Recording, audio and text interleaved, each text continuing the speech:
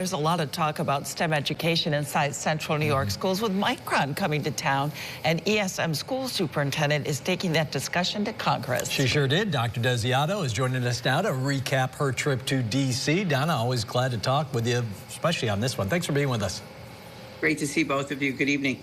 First question, what was it like to be delivering remarks on Capitol Hill? Truly a professional and personal honor. I've been blessed in many ways throughout my profession and my life, and this was truly one of those moments to be able to professionally talk about what I believe is one of the most important topics that we could, the education of our youth and their preparedness for their present and their future, and particularly as it relates to STEM learning and as it relates to the preparedness for career pathways and career pathways such as Micron. Was truly an honor and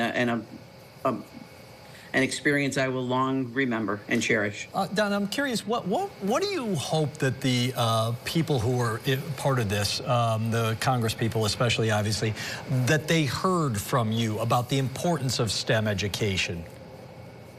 I'm hoping, and I was one of three.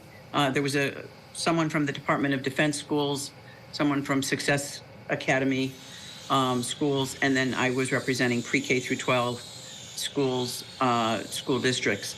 I'm hoping that one of the themes that was heard, and particularly for pre-K through 12 schools, was the fact that we have to be not having a one-size-fits-all model.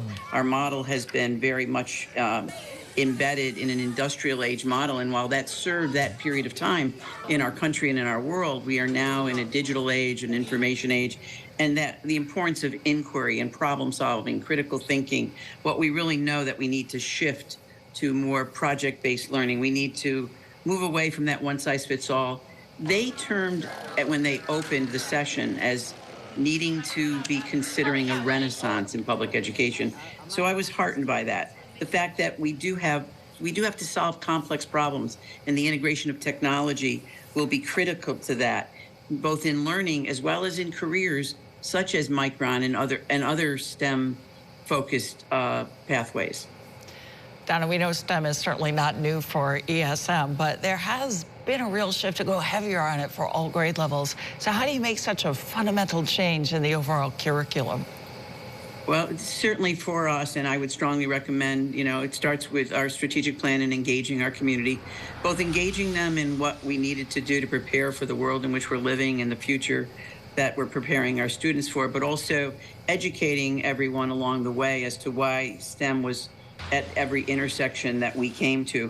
It begins with pre-K and those maker spaces, those spaces that students can explore, and it begins with authentic learning for the purpose of applying one's learning to solving a problem.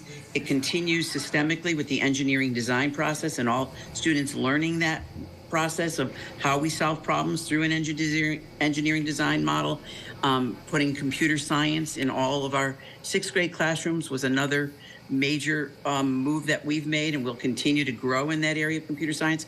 Early college, high school. Again, the Spartan Academy. We have students that are studying math science, engineering science, and computer science, and graduating with anywhere from 23 to 59, or with the hours of credit in college, or we've had 20 graduates in the last 2 years graduating with associate's degrees in one of those 3 STEM areas, and implementing cybersecurity at our high school, implementing other aspects, aviation. So they were clearly understanding that this is a major shift. And you've probably heard me say before that Covey tells us that if we want to change small things, we change our habits. But if we want to change big things, we have to shift our paradigms. This is a paradigm shift. Yeah, sounds like a very productive time down there on Capitol Hill. Donna, always great to have you on board. We really appreciate it. We'll catch up with you soon. Happy holidays. You too. Happy holidays to all.